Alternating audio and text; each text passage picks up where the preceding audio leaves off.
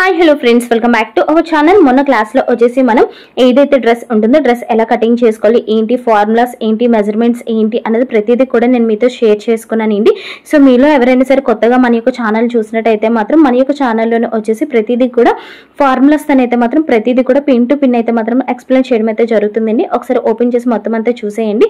So dress అనేది ఏ విధంగా cutting చేయాలి ఏంటి అనేది కంప్లీట్ ప్రాసెస్ అయితే మాత్రం కింద వీడియో లింక్ అయితే మాత్రం పెడతాను. మొత్తం కంప్లీట్ గా ఫార్ములాస్ అయితే మాత్రం ఉంటుంది. మీలో ఎవరికైనా సరే స్టిచ్చింగ్ రాకపోయినా సరే చేయొచ్చు, అంత ఈజీగా అయితే ఉంటుంది. ఒకసారి చూసేయండి. ఇప్పుడు మనం టాపిక్ లోకి అయితే వెళ్ళిపోదామండి. మనలో చాలా మంది వచ్చేసి లైనింగ్స్ అయితే మాత్రం బ్లౌజెస్ స్టిచ్చింగ్ చేస్తూ ఉంటారనమాట. బట్ ఏంటి అంటే వాళ్ళు వచ్చేసి వాళ్ళు వాటర్ లోనైతే మాత్రం లైనింగ్ అయితే మాత్రం నీట్ గా అనేది వాష్ చేస్తూ ఉంటారండి. ఎప్పుడు కూడా ఆ మిస్టేక్ అయితే మాత్రం చేయకండి.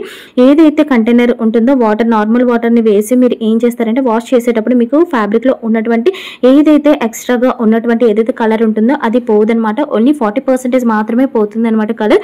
ఏదైతే కంటైనర్ ఉంటుందో కంటైనర్ లోని మీరు సాల్ట్ అనేది మీరు యాడ్ చేసి ఏదైతే ఫ్యాబ్రిక్ ఉంటుందో ఫ్యాబ్రిక్ ని మీరు ముంచి నీట్ గా అనేది వాష్ చేయడం వల్ల ఏమవుతుందంటే ఫ్యాబ్రిక్ లో ఉన్నటువంటి కలర్ అంతా కూడా మీకు అనేది 90% అనేది మీకు పోతుంది అనమాట.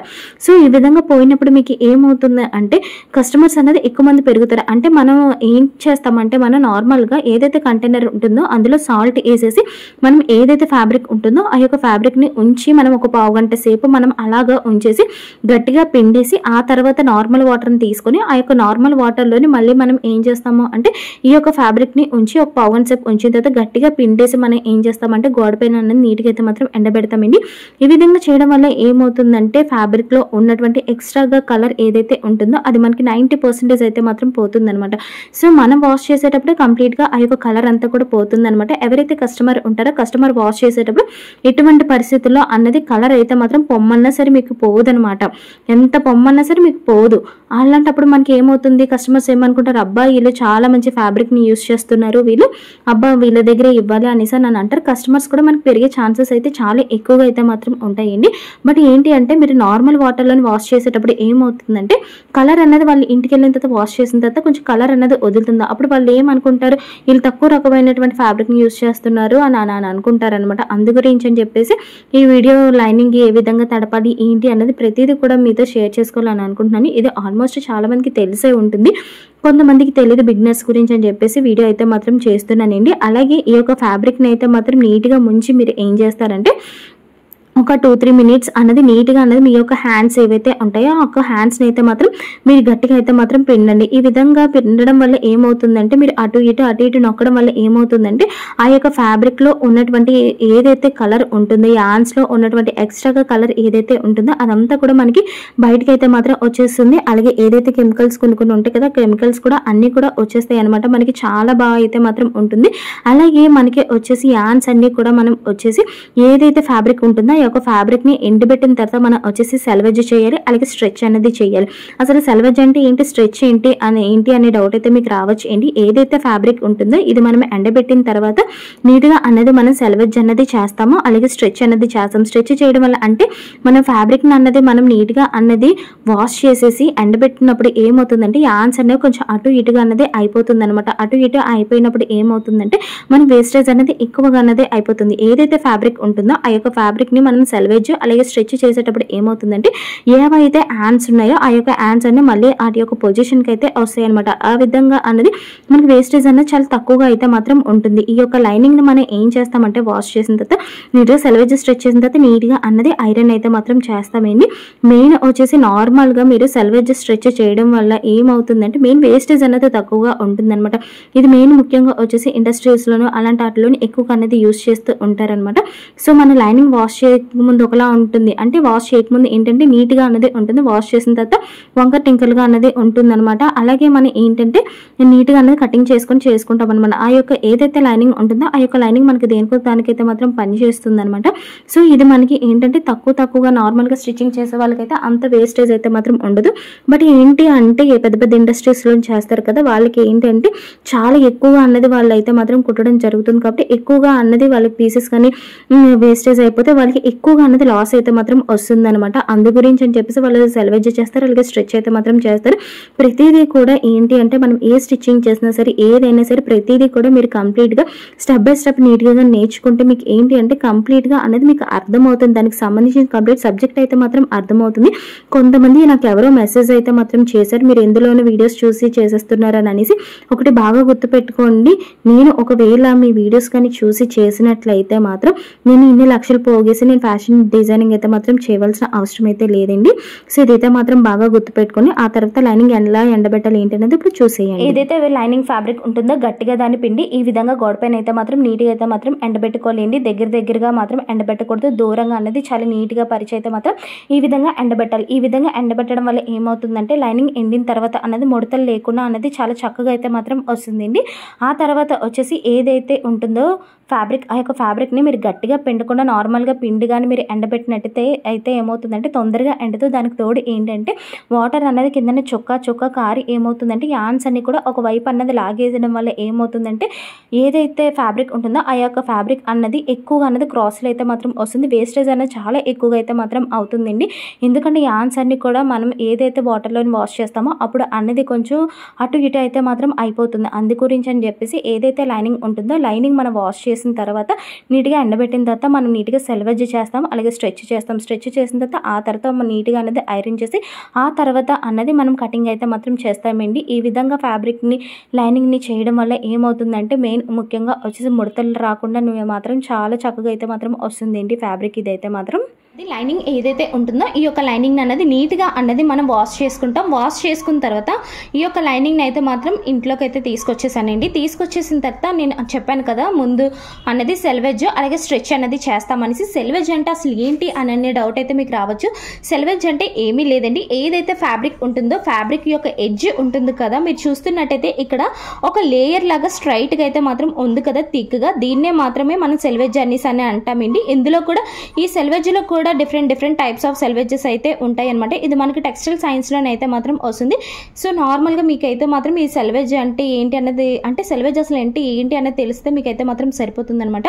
సో ఈ యొక్క సెల్వేజ్ ఏదైతే ఉందో ఈ యొక్క సెల్వేజ్ని మనం పట్టుకొని ఈ యొక్క ఏదైతే ఫ్యాబ్రిక్ ఉందో ఈ యొక్క ఫ్యాబ్రిక్ని అంతా కూడా మనం స్ట్రెచ్ అయితే మాత్రం చేస్తాం. అసలు ఎందుకు ఫ్యాబ్రిక్ని స్ట్రెచ్ చేయొచ్చు అనే డౌట్ మీకు అయితే రావచ్చండి. ఏదైతే ఫ్యాబ్రిక్ ఉంటుందో ఈ యొక్క ఫ్యాబ్రిక్ని మనం వాటర్లో పెట్టినప్పుడు ఏమవుతుందంటే ఇది మొత్తం కూడా యాన్స్ అన్ని కూడా అంటే పోగులు ఉంటాయి కదా, ఈ యొక్క పోగులన్నీ కూడా ఏంటంటే డైరెక్షన్స్ అనేది చేంజ్ అయిపోతాయి. చేంజ్ అయిపోవడం వల్ల ఏమవుతుందంటే మనకి క్రాస్ పీసులు లాగా అయితే మాత్రం వచ్చేస్తాయి. మీరు అలాంటప్పుడు ఏం చేస్తారు అంటే ఏదైతే అంటే ఇక్కడ నాకు పెద్ద టేబుల్ లేదు, అలాగే ఎవరు పట్టుకునే వాళ్ళు లేక నేను మీకు ఈ విధంగా అయితే చూపిస్తున్నాను. ఒకవేళ మీకు ఎవరైనా పట్టుకునే వాళ్ళు ఉంటే మాత్రం ఏదైతే ఈ యొక్క ఎడ్జెస్ ఉంటాయో ఆన్ ఫోల్డ్ అనేది కదా ఈ యొక్క ఎడ్జెస్లోని అలాగే ఏదైతే ఇక్కడ మీరు చూస్తే సెల్వెడ్జెస్ ఉంటాయి కదా ఈ యొక్క సెల్వెడ్జెస్ని అలాగే ఆన్ ఫోల్డ్ని పట్టుకొని ఇలా క్రాస్గా అనేది స్ట్రెచ్ చేయండి. ఇలా స్ట్రెచ్ చేయండి, అలాగే ఇలా కూడా మీరు చేయండి, ఇలా స్ట్రైట్గా కూడా చేయండి. ఈ విధంగా చేయడం వల్ల ఏమవుతుందంటే ఈ యొక్క యాన్స్ అన్ని ఉంటాయి కదా ఈ యొక్క యాన్స్ అన్ని కూడా వాటి యొక్క పొజిషన్లోకి అయితే మాత్రం వచ్చేస్తాయి. పొజిషన్లోకి వచ్చేసినప్పుడు మనం కొన్నప్పుడు లైనింగ్ ఏ విధంగా అయితే మనకి స్ట్రైట్గా వస్తుందో ఈ యొక్క లైనింగ్ కూడా అలా రావడానికి అయితే మాత్రం అవుతుందండి. వేస్టేజ్ మెయిన్ తక్కువగా ఉంటుంది అనమాట. మనం ఏ ఫ్యాబ్రిక్ని తీసుకున్నా సరే దాన్ని నీట్గా వాష్ చేసుకున్న తర్వాత మనం నీట్గా అన్నది సెల్వేజ్ని పట్టుకొని నీట్గా అన్నది మనం స్ట్రెచ్గా చేసినట్టయితే మాత్రం వాటి యొక్క పొజిషన్లోకి యాన్స్ అన్ని కూడా వచ్చి ఫ్యాబ్రిక్ అనేది వేస్ట్ అవ్వకుండా కూడా ఉంటుందన్నమాట. అలాగే ఇది వచ్చేసి మీకు ఈ యొక్క ఏదైతే సెల్వేజెస్ ఉంటాయో ఇందులో కూడా డిఫరెంట్ టైప్స్ ఆఫ్ సెల్వేజెస్ అయితే మాత్రం ఉంటాయండి. అలాగే ఇలా స్ట్రెచ్చింగ్ చేసుకోవడం వల్ల కూడా మనకి యూజ్ ఏమవుతుందంటే ఎక్కడైనా సరే ముడతలాగా ఉండిపోయినా సరే ఏమైనా సరే ఆ యొక్క ఫ్యాబ్రిక్ అనేది వాటి పొజిషన్లోకి అది వచ్చేస్తుంది. ఇలా మనం స్ట్రెచ్ చేసిన తర్వాత మనం ఏం చేస్తామంటే ఈ యొక్క ఫ్యాబ్రిక్ని మనం నీట్గా అనేది ఐరన్ అయితే మాత్రం చేసుకుంటామండి. కొంతమంది ఏం చేస్తారంటే ఏదైతే ఫ్యాబ్రిక్ ఉంటుందో ఈ యొక్క ఫ్యాబ్రిక్కి ఐరన్ అయితే చేయరు. ఐరన్ అయితే చేయకుండా నార్మల్గా మార్కింగ్ చేసేస్తారు. కొన్నిసార్లు ఏమవుతుందంటే కొన్ని ప్లేసెస్లో మనకి ముడతలాగా అన్నది ఉంటుంది. ముడతలాగా ఉన్నా సరే మనం మార్కింగ్ చాక్ పెట్టేసి కానీ మెజర్మెంట్స్ తీసుకున్నప్పుడు ఆ యొక్క ఏదైతే ముడతల్లోని ప్లేస్లో కొంచెంగా ఫ్యాబ్రిక్ అనేది ఉండిపోతుంది. మనం కుట్టేటప్పుడు ఏంటి ఇది ఎలా స్ట్రెచ్ అవుతుంది. స్ట్రెచ్ అయినప్పుడు ఈ యొక్క ఫ్యాబ్రిక్ ఇలా వచ్చేస్తుంది. మనం అప్పటికే నీట్గా అనేది అటాచ్ చేసేసుకున్నప్పుడు ఈ యొక్క ఫ్యాబ్రిక్ ఏదైతే ఉంటుందో ఇది మనకి ఉగ్గుల్లాగా అనేది వచ్చేస్తుంది అనమాట. ఎప్పుడైతే మీరు ఐరన్ చేసినప్పుడు ఇదంతా కూడా ఫ్యాబ్రిక్ అన్నది కూడా నీట్గా అనేది వచ్చేస్తుంది. నీట్గా రావడం వల్ల ఏమవుతుందంటే మనకి మెయిన్ అనేది ఉగ్గులు రాకుండా ఉంటాయి. మెయిన్ ఏంటంటే బొటిక్స్లోని మెయిన్ ముఖ్యంగా ఐరన్ ఎందుకంటే చేస్తారు ముడతలు రాకుండా ఉండడం గురించి అని చెప్పేసి ఏదైతే ఫ్యాబ్రిక్ ఉంటుందో అది కుట్టడానికి సులువుగా ఉంటుందని చెప్పేసి వాళ్ళు నీట్గా అయితే మాత్రం ఐరన్ అయితే చేసుకుంటారు. బొటిక్స్లోనైతే మాత్రం ఏదైతే స్టిచ్చింగ్ చేస్తారో స్టిచ్చింగ్ చేసే ముందు ఐరన్ చేస్తారు, స్టిచ్చింగ్ చేసిన తర్వాత కూడా ఐరన్ చేస్తారు. మీకు డౌట్ రావచ్చు, స్టిచ్చింగ్ చేసిన తర్వాత ఎందుకు ఐరన్ అవసరం లేదు కదా అని అనుకోవచ్చు. మీరు ఎవరైతే కస్టమర్ ఉంటారో ఆ యొక్క కస్టమర్కి నీట్గా ఫినిషింగ్ ఇచ్చిన తర్వాత ఏదైతే నీట్గా ఐరన్ చేసుకుంటారో వాళ్ళు వెళ్ళిన వెంటనే వేసుకుంటారు. వేసుకున్న వెంటనే ఐరన్ చేయడం వల్ల ఏంటి అంటే ప్రతిదీ కూడా కర్వ్స్ అయినా సరే ప్రతిదీ కూడా షేప్స్ కూడా అన్నీ కూడా మనకి చాలా నీట్ ఫినిషింగ్తో ఉండడంతో ఐరన్తో ఉండడం తర్వాత ఏమవుతుందంటే మనకి వేసుకున్న తర్వాత చాలా పర్ఫెక్ట్గా అయితే మాత్రం కనిపిస్తుంది అనమాట. మనం వాష్ చేసిన తర్వాత ఎలా ఉన్న విషయం పక్కన పెడితే వాళ్ళు వేసుకునేటప్పుడు ఏంటంటే ఫినిషింగ్ అనేది చాలా బాగా కనబడుతుంది అనమాట. ప్రిన్సెస్ కట్ అయినా బోట్ నెక్ అయినా నార్మల్ బ్లౌజ్ అయినా డ్రెస్ అయినా ఏదైనా సరే ఫినిషింగ్ అనేది చాలా బాగుంటుంది. వాళ్ళకి ఏంటంటే కస్టమర్స్ ఒకలా ఫీల్ అవుతారు, ఓకే వీళ్ళు బాగా కొడుతున్నారు అని అనుకుంటారనమాట. అందువల్ల మనకి ఏంటంటే కస్టమర్స్ ఎక్కువ మంది పెరిగే ఛాన్సెస్ కూడా ఉంటారు. అందుకే మీరు ఏం చేస్తారంటే మీరు చిన్నగా కుట్టినా సరే పెద్దగా కుట్టినా సరే మీరు కుట్టక ముందు ఐరన్ చేయండి, కుట్టిన తర్వాత కూడా ఐరన్ చేయండి. ఐరన్ చేయడం వల్ల మెయిన్ ముఖ్యంగా వచ్చేసి ఫినిషింగ్ అనేది చాలా అంటే చాలా బాగుంటుంది. కస్టమర్స్ కూడా చాలా హ్యాపీగా అన్నది ఫీల్ అవుతారు, ఫినిషింగ్ బాగా ఇచ్చాము అని అనేసి. సో మనకి ఒకరి నుంచి మౌత్ పబ్లిసిటీ ద్వారాగానే మనకు బిజినెస్ అనేది బాగా అవుతుందండి. దేని ద్వారాగా కూడా కాదు. మీరు ఎంత బాగా ఫినిషింగ్ బాగా ఇచ్చి ఎంత బాగా టిప్స్ అయినా ఫాలో అయ్యి నీట్గా చేస్తే మాత్రం మీకు చాలా అంటే చాలా బాగా అయితే మాత్రం బిజినెస్ అయితే అవుతుందండి. ఏదైతే ఫ్యాబ్రిక్ ఉంటుందో ఈ యొక్క ఫ్యాబ్రిక్కి మనం ఏదైతే బ్రౌన్ షీట్ అయితే కట్ చేసుకున్నామో ఈ యొక్క షీట్ని పెట్టేసుకొని ఫస్ట్ వచ్చేసి నేను బ్యాక్ అయితే మాత్రం కటింగ్ చేసేస్తాను, తర్వాత వచ్చేసి ఫ్రంట్ అయితే మాత్రం తీస్తాను. నేను ఫుల్గా అయితే మాత్రం చూపించలేను. మొత్తం వచ్చేసి చుట్టూరు మార్కింగ్ చేసి ఎక్కడెక్కడ ఏంటి అనేది ప్రతిదీ కూడా మీకు డీటెయిల్గా అయితే మాత్రం చెప్తాను. ఆ తర్వాత నేనైతే మాత్రం కటింగ్ చేసి ఆ తర్వాత స్టిచ్చింగ్ ప్రాసెస్ ఏంటి అన్నది నేను మీతో షేర్ చేసుకుంటానండి. వచ్చేసి ఏదైతే బ్రౌన్ షీట్ ఉంటుందో ఈ యొక్క బ్రౌన్ షీట్ని వచ్చేసి ఫస్ట్ వచ్చేసి నేను ఏదైతే బ్యాక్ ఉంటుందో ఈ యొక్క బ్యాక్ మొత్తం అన్నది నీట్గా అనేది కటింగ్ చేసేసుకుంటానండి. ఇది వచ్చేసి మనకి ఫ్రంట్, ఇది వచ్చేసి బ్యాక్ కదా. సో ఈ బ్యాక్ అంతా కూడా నేను నీట్గా అనేది కటింగ్ చేసేసుకొని ఏదైతే క్లాత్ ఉంటుందో ఈ యొక్క క్లాత్ మీద మొత్తం అంతా కూడా ట్రేస్ చేసేసి నీట్గా కటింగ్ అయితే మాత్రం చేసేసుకుంటానండి. ఈ యొక్క పేపర్ని పెట్టేసుకొని మనం చుట్టూరు అన్నది కటింగ్ అయితే చేసేసుకోవచ్చు. ఇక్కడ నేను సీమ్ ఎలవెన్స్లో అయితే ఇచ్చేసాను. ఏదైతే ఉంటుందో షోల్డర్ దగ్గర, అలాగే ఏదైతే ఫ్రంట్ నెక్ బ్యాక్ నెక్ ఉంటుంది ఇక్కడ, అలాగే మనకి ఇక్కడ వచ్చేసి ఆర్మ్ రౌండ్ దగ్గర అయితే మాత్రం నేనైతే మాత్రం ఇచ్చుకోలేదండి. ఇటుపక్క 1/4 ఇంచ్, అలాగే ఇక్కడ 1/4 ఇంచ్, ఇక్కడ 1/2 ఇంచ్, అంటే ఇక్కడ ఒక 1/2 ఇంచు, ఈ పైన ఒక 1/2 ఇంచు, ఈ పక్కన వచ్చేసి ఒక 1/2 ఇంచ్ అనమాట. ఇది తీసుకొని నీట్గా అన్నది మార్కింగ్ చేసుకొని నీట్గా అయితే కటింగ్ చేసేస్తానండి. కటింగ్ చేసేసిన తర్వాత ఏంటి అంటే ఒకటి బాగా గుర్తుపెట్టుకోండి, నెక్ దగ్గర అయినా సరే షోల్డర్ దగ్గర అయినా సరే లేకపోతే మన ఆర్మ్ రౌండ్ ఎక్కడైనా సరే మీరు ఎంతైతే సీమ్ ఎలవెన్స్ ఇచ్చుకున్నారో అంత మాత్రమే స్టిచ్చింగ్ అయితే మాత్రం చేసుకోలేండి. అలా స్టిచ్చింగ్ చేసుకుంటేనే మీకు ఏమవుతుందంటే ఎటువంటి ఉగ్గులు కానీ ఏమి కూడా రాకుండా ఫినిషింగ్ అనేది చాలా బాగా అయితే మాత్రం వస్తుంది. మీరు ఒక 1/2 ఇంచ్ ఇచ్చుకొని 1/2 ఇంచ్ కుట్టినా సరే, 1/2 ఇంచ్ ఇచ్చుకొని 1/2 ఇంచ్ కుట్టుకున్నా సరే మీకు ఫిట్టింగ్ అనేది అంత బాగా అయితే మాత్రం రాదు అండి. మీరు ఎంత ఇస్తే మాత్రం అంతే స్టిచ్చింగ్ అయితే చేసుకోండి. ఖచ్చితంగా ఆర్మ్ రౌండ్ దగ్గర మాత్రం ఖచ్చితంగా 1/2 ఇంచ్ మాత్రమే లెంత్తోనే అనేది మీరు స్టిచ్చింగ్ అయితే మాత్రం చేయాలి అండి. అప్పుడే ఫినిషింగ్ అనేది చాలా బాగుంటుంది. మనం ఓవర్లాక్ చేసినా సరే లేకపోతే నార్మల్గా అయినా సరే చాలా అంటే చాలా బాగా అయితే మాత్రం వస్తుంది. ఖచ్చితంగా ఆర్మ్ రౌండ్ దగ్గర మాత్రం 1/2 ఇంచ్ మాత్రమే స్టిచ్చింగ్ అయితే మాత్రం చేయండి. ఇప్పుడు నీట్గా అనేది ట్రేస్ చేసేసి కటింగ్ అయితే మాత్రం చేసేస్తానండి. చేసేసిన తర్వాత నెక్స్ట్ మన యొక్క దాంట్లో అన్నది కుర్తీ అన్నది ఎలా స్టిచ్చింగ్ చేయాలి ఏంటి అన్నది అయితే మాత్రం చెప్తానండి. అలాగే ఈ యొక్క కుర్తీకి వచ్చేసి మనకి స్లీవ్స్ అన్నది నేను నార్మల్ స్లీవ్సే మాత్రమే పెడుతున్నానండి. అంటే హాఫ్ హ్యాండ్స్ ఉంటాయి కదా, హాఫ్ హ్యాండ్స్ నార్మల్ స్లీవ్సే పెడుతున్నాను.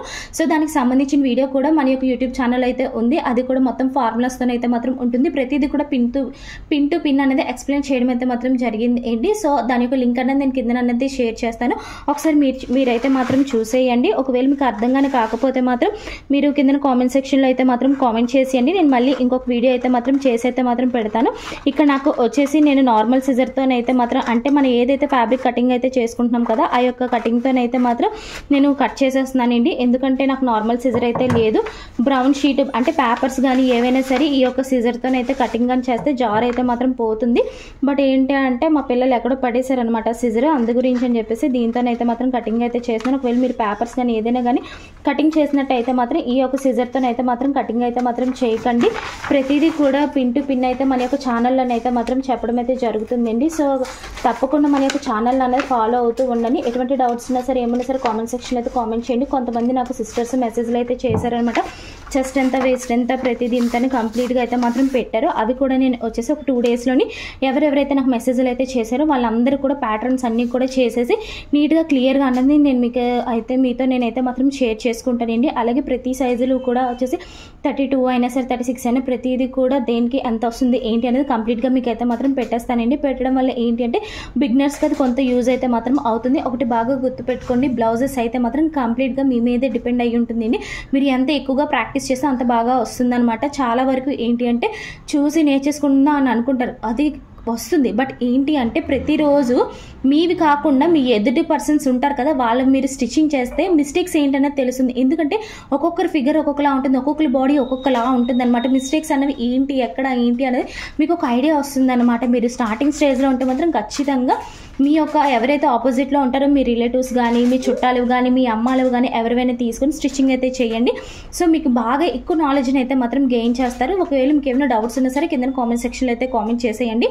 అలాగే మీరు ఫస్ట్ టైం మన ఛానల్ విజిట్ చేసినట్టయితే మాత్రం ప్లీజ్ తప్పకుండా మన యొక్క ఛానల్ అయితే మాత్రం సబ్స్క్రైబ్ అయితే మాత్రం చేసుకోండి.